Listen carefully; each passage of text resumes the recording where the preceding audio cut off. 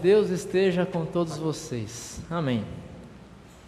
Por que todos os povos no mundo contam histórias sobre animais? Animais que falam, animais que têm inteligência, raciocínio. Se você pegar Alice no País das Maravilhas, ela sai atrás do coelho que estava olhando o relógio. Nós temos a história da cigarra, né? Que a formiga guardou durante o verão e teve que comer no inverno, enquanto a cigarra não guardou nada, né? Aliás, essa história não está condenando o fato de alguém ficar cantando e se alegrando como a cigarra. A história condena o fato da cigarra não guardar o que ela ganhava. Não é só o trabalho duro que vale, né? O cantor, o artista também vale. A crítica é, não soube guardar durante o verão, quando ela estava ganhando dinheiro cantando, né? Mas enfim, por que todos os povos do mundo falam de animais falantes? Isso tem a ver com o nosso inconsciente coletivo. O psicanalista Jung fala sobre isso, mas a ideia é assim: no nosso inconsciente humano, de todas as nações, todas as pessoas, nós temos uma saudade por um elo com a criação de Deus, com a natureza. Nós temos saudade disso, nós temos saudade da natureza. Por que nós gostamos de fazer jardins? Não existe uma cultura no mundo que não tenha a arte do jardineiro, de plantar flor e cuidar de um jardim. Eu não estou falando de agricultura, não, estou falando de jardim, de gastar tempo com flor que, na verdade, não serve para nada, a não ser nos dar prazer visual, mas a gente não come, né? Por que todas as culturas têm essa saudade de um jardim, onde você pode contemplar as flores, sentir os cheiros, os aromas, sentir prazer? Por que isso? Se você vai para o meio da Amazônia, não sei se alguém aqui já foi, eu já fui, lá no meio da Amazônia, a natureza não é nada bonita. Assim, não é aquela coisa que você pode colocar uma rede e ficar lá contemplando a selva amazônica. Ou se você sobe a Serra do Mar, ou desce, entra ali no meio dos morros, você vai ver bicho, inseto, não é nada assim, nossa, que lindo, maravilhoso. Por que nós gostamos de mexer com a natureza e torná-la prazerosa para nós? Porque no nosso inconsciente ficou aquela ideia que a criação de Deus, a natureza, era um jardim, não era uma selva. Não era um local onde o tigre come a ovelha, onde o leão come a zebra. A natureza que Deus criou era uma natureza totalmente em harmonia com o ser humano e os animais entre si e conosco. Ou seja, falar de histórias de animais falantes é uma forma de matar a saudade que a humanidade tem do Jardim do Éden, onde toda a natureza era perfeita. Se você gosta de lidar com flores e plantas e fazer o seu jardim e sabe que isso dá trabalho, ou seja, a natureza a gente não controla ela, tem que arrancar o mato, tem que regar, você tem que trabalhar para a natureza ficar agradável a você. Se a gente gosta de fazer jardim é porque a gente tem saudade do Jardim do Éden, dessa conexão com Deus e com a natureza. E por mais que a gente defenda o meio ambiente, por mais que alguns acreditem que, nossa, a natureza tem que ser defendida porque ela está acima de nós, a verdade é que na natureza nada está em equilíbrio. O equilíbrio da natureza é a morte. O leão tem que matar a zebra, não pode ter muita população de zebra, porque senão vai faltar grama para os outros animais. Então o leão tem que matar a zebra. Se o leão não mata a zebra se multiplica demais. O equilíbrio da natureza se dá com base na morte. Um animal mata o outro, para as populações se manterem equilibradas. Não há uma grande harmonia em toda a biosfera terrestre. A harmonia no nosso planeta se dá pela morte. Não há nada bonito nisso. Você pode pegar um cachorro, enfeitá-lo, colocar na sua casa, maravilhoso. Mas o cachorro na floresta ele vai ter que matar para sobreviver. Ou ele vai ser morto por outro animal. Não tem muita coisa bela na natureza como a gente costuma imaginar em nossas mentes. A verdade é, a natureza está estragada pelo pecado humano. Por isso tanta morte, mesmo entre os animais. E aí Jesus usa a linguagem dos animais.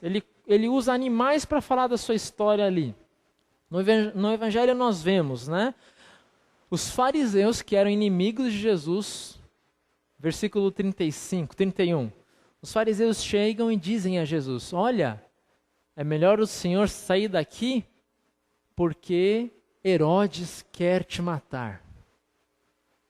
O que aconteceu com os fariseus para dar um alerta tão legal para Jesus, né? Eram inimigos de Jesus. Por que isso? Sai daqui porque Herodes quer te matar. É mais ou menos assim, ó. Vou usar um exemplo que é muito comum, né? Você faz parte de um grupo de jovens. Então você gosta lá de um fulano, ou você gosta da fulana de tal. Gosta deles. Você é apaixonado por aquela pessoa. Né? Aí entra aquela menina linda no seu grupo. Uma menina nova, uma menina bonita, maravilhosa, modelo, top model, entra na sua juventude. Ela automaticamente se torna sua inimiga porque você pensa assim, olha, agora mesmo que o rapaz não vai olhar para mim, né? Com essa baita modelo aqui, ela é minha inimiga. Se eu quero ela afastada do meu grupo, da minha classe de faculdade, do meu trabalho, ou até da minha igreja, se eu quero ela afastada dos meus amigos, dos meus jovens, o que eu faço? Olha, alguém quer te matar aqui nesse grupo. Alguém quer puxar seu tapete aqui na empresa. Olha, aqui na igreja, fulana e o ciclano não foi com a sua cara. Falaram mal de você, falaram que você é fedida. Né? Parece que assim, nossa, você está sendo minha amiga, né, em alertar isso. É bom saber, porque aí eu saio daqui. Não foi um alerta de amigo dos fariseus. Foi um alerta assim, Jesus, sai daqui. Aqui é nosso país. Né? A gente não faz isso também, como os fariseus? A gente não usa assim uma desculpa, até que a gente acha que é uma desculpa santificada, para tirar alguém do nosso caminho? A gente não se faz de amigo para tirar alguém do nosso caminho, pelo motivo que for. Não só esse motivo bobo de eu gostar de alguém e querer tirá-lo do meu grupo de amigos ou de jovens. Pode ser qualquer outro motivo. Não fui com a cara do ciclano, quero tirar do meu grupo. A gente se faz de amigo dessa pessoa, dá falsos alertas, até que a pessoa de fato sai. E aí Jesus manjou da malandragem dos fariseus. Ele responde aos fariseus: aquela raposa, ele chama Herodes de raposa. Né? Aquela raposa não vai conseguir fazer nada. Porque é necessário que hoje, amanhã e depois de amanhã, eu caminhe até Jerusalém. E aí ele dá um alerta para os fariseus: diga àquela raposa, se ele não está vendo que hoje, amanhã e depois de amanhã, os sinais estão sendo feitos, os doentes estão sendo curados, os demônios estão sendo expulsos, eu estou mostrando os sinais, ele é cego. Por que Herodes estava tão revoltado com Jesus? Por que essa inimizade?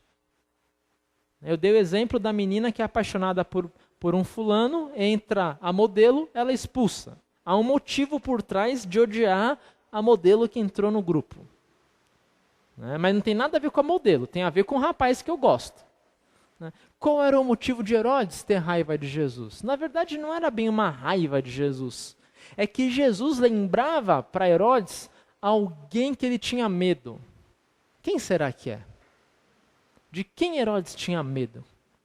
Cada milagre que Jesus fazia, o Herodes via outra pessoa naquele milagre. Quem foi que Herodes mandou cortar a cabeça? João Batista. Herodes mandou cortar a cabeça de João Batista, e aí quando Jesus chegou onde ele governava, o povo começou a falar: é João Batista ressuscitado, ele está vivo. E Herodes, a cada vez que ouvia falar de Jesus, lembrava de João Batista e tinha medo dele. Por isso, quanto mais longe Jesus estivesse de Herodes, mais calmo ele se sentiria. Porque João Batista e Jesus eram muito parecidos. Por isso a raiva de Herodes. Por isso Herodes de fato queria matar Jesus. E aí Jesus foge, né? Porque Jesus sai de lá, né? Será que Jesus fugiu de Herodes?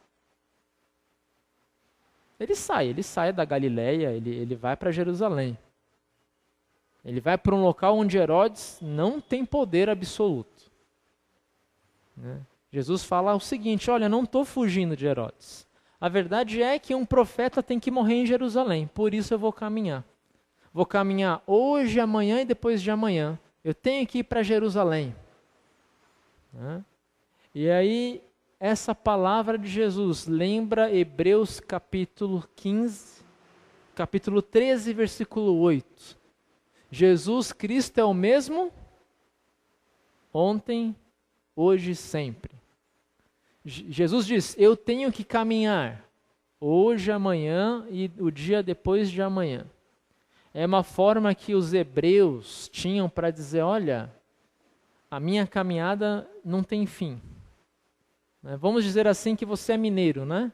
Vou lá em Teófilo Otoni, lá na terra do seu Arnor, e aí eu pergunto assim para o mineiro, aonde fica o bar do seu Arnor Gekin? Ele vai falar, você vai caminhar, caminha, e vai chegar lá. É a forma do mineiro dizer, você vai caminhar bastante. Para nós parece assim, é tão pertinho, né? É logo ali. Não, é longe então. Né? Lá em Israel, eles diziam, você vai caminhar amanhã, depois de amanhã, hoje, amanhã, depois de amanhã. Aí você chega lá. Ou seja, você vai caminhar bastante. Então Jesus está dizendo, olha, a minha caminhada não é uma caminhada que se encerra em Jerusalém. É uma caminhada árdua, é uma caminhada de sofrimento. É uma caminhada carregando uma cruz, sendo chicoteado, tendo uma coroa de espinhos, sendo crucificado. Essa é a minha caminhada. Então, o que Herodes pode fazer comigo não se compara em nada com o que eu vou sofrer na mão dos romanos.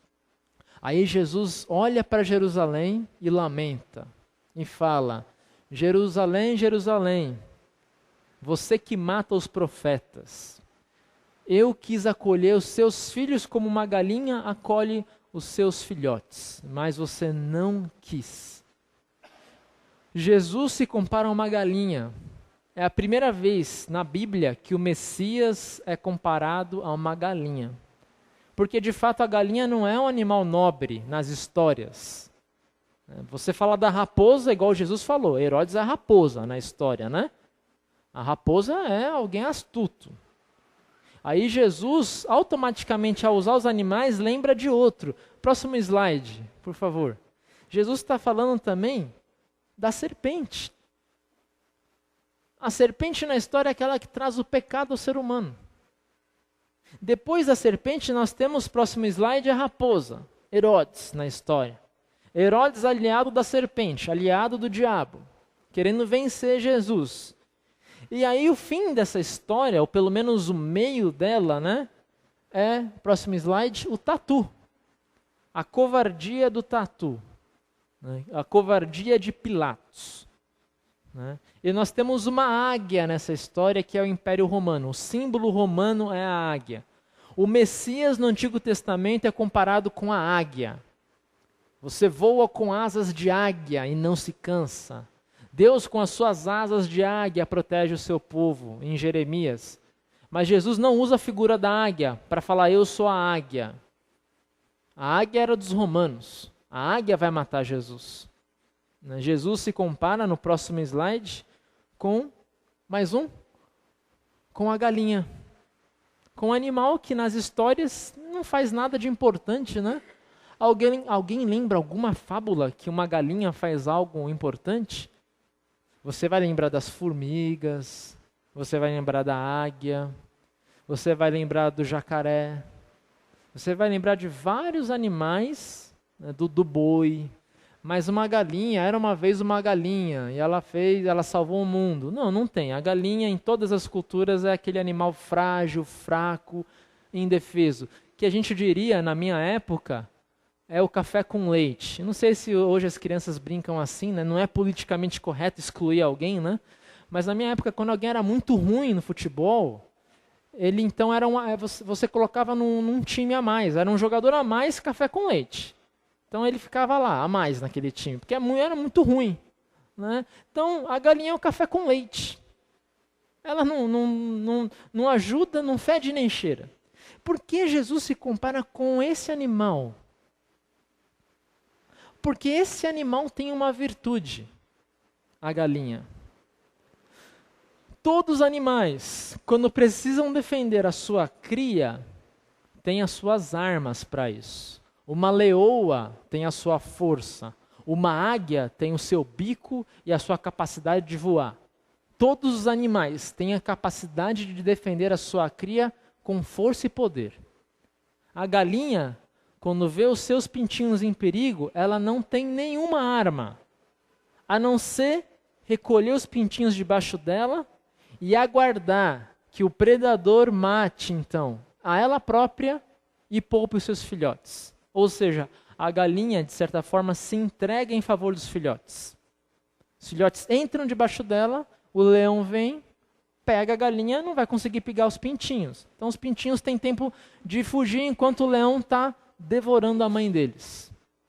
É um dos únicos animais da natureza que faz isso, que se oferece pelos seus filhos em sacrifício. E é isso que Jesus fez. Por isso ele não foi a águia, ele não foi a raposa, ele foi a galinha. Ele se ofereceu na cruz e morreu para salvar a cada um de nós, para salvar os seus pequenos filhotes. Essa é a razão de Jesus usar essa figura de linguagem, de se comparar a esses animais. No próximo slide nós vemos, que Jesus nos protege ainda hoje. Ele não está na cruz, morto. Ele ressuscitou. Ele nos protege hoje. Ele não continua essa história ali no texto que nós lemos, mas nós sabemos, a galinha ressuscita. Jesus ressuscita. Jesus é entregue na cruz para nos salvar, mas amanhã, hoje, amanhã e depois de amanhã, no terceiro dia após a morte, ele ressuscita. A caminhada de Jesus, hoje, amanhã e depois de amanhã, sexta-feira santa, sábado e domingo, se encerra na ressurreição. E aí abre para nós uma nova vida. O desafio que nós cristãos temos neste mundo é viver essa nova vida. Deus nos deu capacidades formidáveis. O ser humano é o animal. E não, o ser humano não é um animal. O ser humano é a coroa da criação. A biologia nesse ponto está errada. O ser humano não é um animal racional. O ser humano é o ser humano. Os animais são os animais. O ser humano é o ser humano. Só o ser humano tem uma alma imortal. Por isso ele não é simplesmente um animal racional. Ele é o ser humano. Deus o colocou na terra. O ser humano tem capacidades absurdas. Semana passada nós descobrimos as ondas gravitacionais. A maioria de vocês deve ter visto nos jornais. Eu não vou explicar o que é as ondas gravitacionais aqui, o que elas são. Mas é uma descoberta fantástica. É algo assim absurdamente fantástico o que nós seres humanos somos capazes de fazer. Mas, no entanto, apesar de toda a nossa capacidade, nenhum ser humano é capaz de salvar a sua própria alma. Você pode tudo nesse mundo, você pode conquistar um mundo, mas você no final das contas vai ser como Alexandre o Grande. Alexandre o Grande conquistou todo o mundo civilizado. Tudo que valia a pena conquistar, Alexandre conquistou. Quando ele chegou no final do mundo, ali na Índia, ele olhou e se decepcionou. Rapaz jovem, 26 anos de idade, conquistou tudo, olhou, puxa, não era o que eu pensava, e se decepcionou. Você pode conquistar tudo, mas se você não ganhar a sua alma, se você não conquistar a si mesmo, não adianta nada o que você conquistou. Não adianta o seu diploma, não adianta a sua carreira de sucesso, não adianta a sua família maravilhosa. Tem um seriado americano chamado Mulheres Donas de Casas Desesperadas, Desperate Housewives. E uma dessas mulheres é uma mulher perfeita, é a dona de casa perfeita, é a esposa perfeita, é a mãe perfeita. Ela demora 3 horas para fazer o jantar e não é feijão com arroz, é pratos requintados. A casa sempre impecável, o marido usando sempre roupas impecáveis. E ela é muito eficiente. E o marido um dia pede o divórcio. Por quê? Puxa vida, do que ele tem de reclamar? Aí ele fala para ela, o que eu quero o divórcio é porque eu quero de volta a mulher por quem eu me apaixonei. que era capaz de abrir a geladeira, pegar a caixa de leite e beber o leite direto e enfiar de novo na geladeira. Não essa mulher que tem que tirar o leite, pegar o copo, colocar ali, fechar o leitinho e guardar. Essa mulher, eu estou de saco cheio dessa perfeição. Esse marido está dizendo assim, eu quero o simples. Eu não ligo para o pomposo. Eu não ligo se toda janta tem um prato francês, e sexta-feira é o dia do prato mexicano, e sábado é o dia do sushi. Às vezes o que a gente quer é só um hambúrguer na chapa, né? Fazer sujeira na cozinha e ajudar você a limpar depois. Você não precisa complicar as coisas. É um seriado interessante, mas tem uma verdade por trás disso. É o que Deus nos mostra na Bíblia. Nós complicamos demais a nossa vida. Nós exigimos demais dos outros. Nós exigimos demais do nosso marido, da nossa esposa e dos nossos filhos. Nós, às vezes, só precisamos de um cheeseburger à noite. Só de uma cama para eu dormir, nada muito requintado. Às vezes eu não preciso tirar férias em Paris. Às vezes o que eu quero é sair com a minha esposa para o Parque Ibirapuera. Só isso que eu quero. Só isso que a sua esposa quer. Às vezes seu filho não sonha nem com Disneylândia. Às vezes o grande sonho dele é assistir um jogo do time dele no estádio. Só isso. Nada mais. Às vezes ele não quer uma bicicleta, nem um carrinho de controle remoto. Né? E eu conto isso de mim mesmo. Né? Meu pai trouxe o carrinho de controle remoto, não era isso que eu queria. Era bem pequeno, né? O que você queria então? Puxa, gastei 13º todo nesse presente. Eu queria o Estrelão, pai. O Estrelão era um campo para jogar botão. Era o que eu queria. Custava o quê? R$10. Eu queria o Estrelão e o time do Santos, que eram os melhores. Era corintiano, mas o do Santos era os melhores jogadores. Era o que a molecada tinha e fazia gol, né? Então, eu queria o time do Santos. Você virou santista? Não, pai. Só para jogar o Estrelão. Às vezes a gente quer o simples. O simples traz felicidade para nós. Né? É isso que Jesus nos mostra. Ele fez o simples por nós. O simples nem sempre é o mais fácil. No caso de Jesus, o simples foi o difícil. Morrer numa cruz é simples. 2 madeiras pregadas uma contra a outra e você ali crucificado. O processo é simples, mas é altamente custoso e doloroso. E foi assim que o nosso Salvador nos salvou. Jesus não nos salvou crucificado numa onda, numa montanha gravitacional. Ele foi crucificado no Monte Calvário, que está lá até hoje. Assim ele trouxe para nós a vitória que nós temos. E aí, último slide. Nós podemos dizer que Jesus é a figura da fênix. A fênix não é uma simples ave. A fênix é aquela ave que é queimada e renasce, e ressuscita. Jesus é assim. Ele morre como galinha, mas no último dia, aquele dia em que ele retornar, ele vai retornar como a fênix gloriosa. E não esperem um grande show no juízo final. Não esperem grandes terremotos e sinais. Jesus mesmo fala que não vai ter show. O que vai ter é, a minha volta será rápida, tão rápida quanto o relâmpago que sai do Oriente e brilha no Ocidente. Nós nem vamos notar a volta de Cristo, mas ele vai retornar.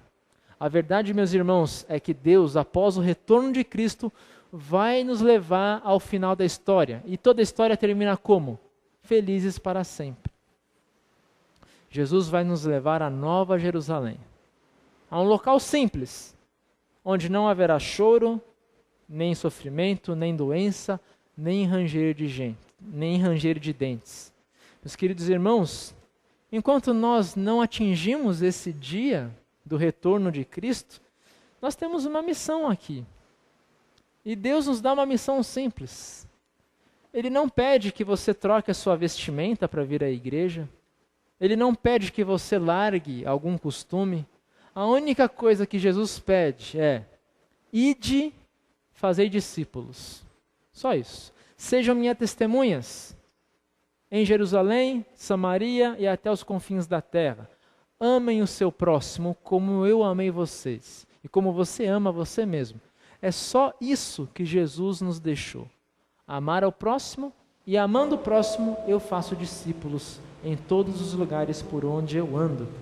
Por isso, nesse momento, nós vamos agora cantar a Deus, vamos levar a Deus, através dessa música, a nossa oração e o nosso pedido de que Deus traga a nós razões para ser gratos a Ele. Nos coloquemos então